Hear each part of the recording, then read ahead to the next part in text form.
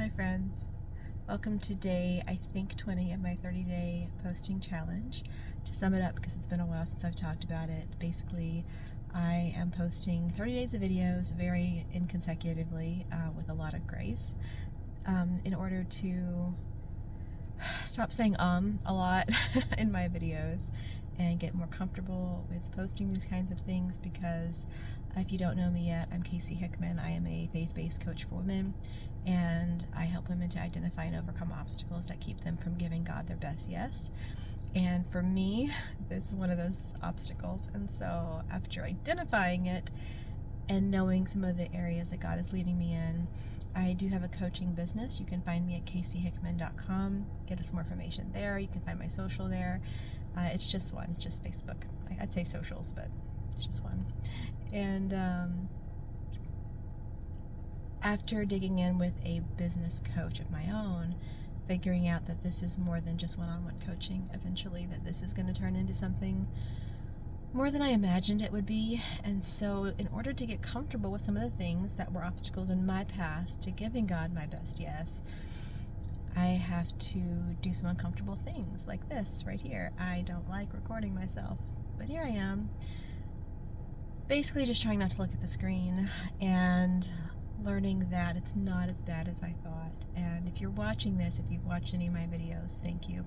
And this is really just trying to get used to not saying that as well.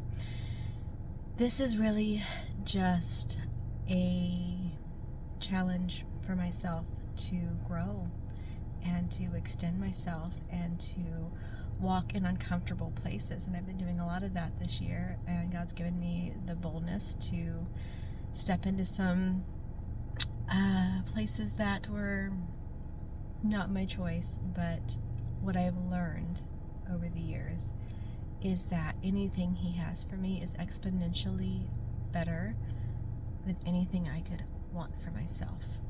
And so when I give Him my very uncomfortable yes, then something beautiful always comes of it that I couldn't have imagined. So that's why I'm doing this, and I hope that if there's something in your life that God is calling you to and you're scared, that you will just find the smallest baby step you can. This is it for me. This is the smallest baby step I could do. Started a YouTube channel. Nobody I know knows about this YouTube channel. It's just here existing on YouTube. I never expected anybody to watch the videos, so if you're watching it, that's super cool. I think that's awesome. And I hope that you'll just be encouraged by this. You don't have to leap head first. It's great to leap head first into the thing God's calling you to, by the way. He will catch you, don't worry. But if you need to take a baby step, find the smallest thing you can do and do that. I believe in baby steps. Baby steps have gotten me so far. And since starting this channel, I have gone through some really interesting health issues, massive gallbladder attacks that left me in pain for hours twice, a few smaller ones that I was able to get under control quickly, thank God.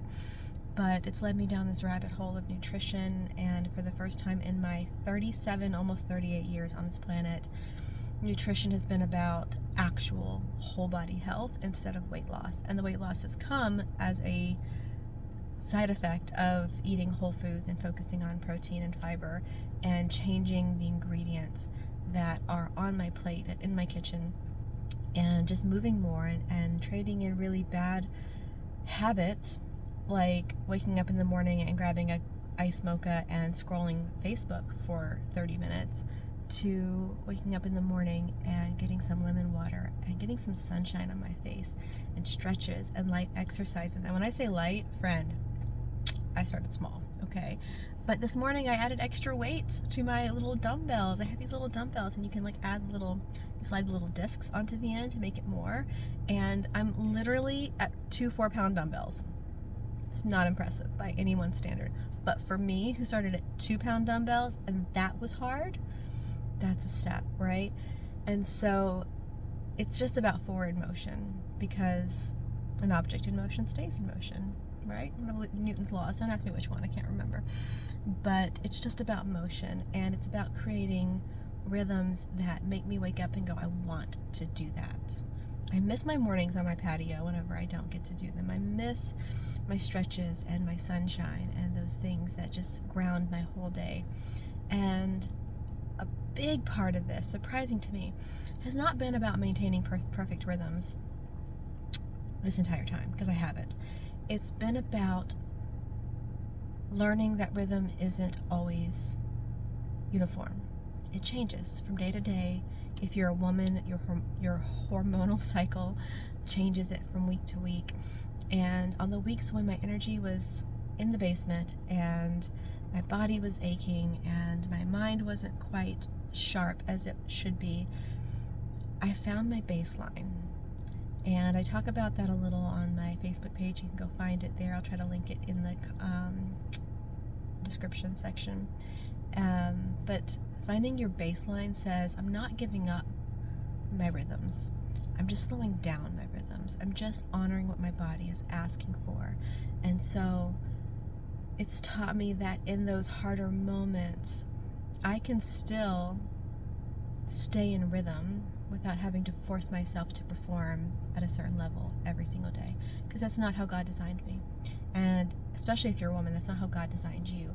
Men's hormonal rhythms are so steady and consistent, but even you guys probably have times in your weeks, days, months where for whatever reason your body's just saying, you know what, dude, not today, right? Find your baseline. What's the minimum you can do to stay in rhythm without pushing yourself to a place that is going to break you or going to make you go, oh, I'm a failure, I give up. No, you're not. You just had a bad day. Maybe you had a bad week. Start over. It's okay. Find your baseline. Stay in rhythm. And whatever that is for you, it's going to look different for you than it does for me. For some of you, you're out there deadlifting 150 pounds. Like, amazing. Good for you. I'm not going to do that ever. I have no desire to do that. But I do have a desire to stay in rhythm. I do have a desire to make my body stronger. I do have a desire to eat nutritionally dense foods. And that's what I'm learning. And so even on days when my protein isn't as high as it should be, on days when there is some refined sugar in my diet, my baseline is homemade. My baseline is, I know what's in this. No junk, right? No additives, no preservatives, no dyes, no nonsense. And so I found my baseline. And so last week was rough. Last week I did next to nothing I normally do. But I maintained a slower version of my rhythm.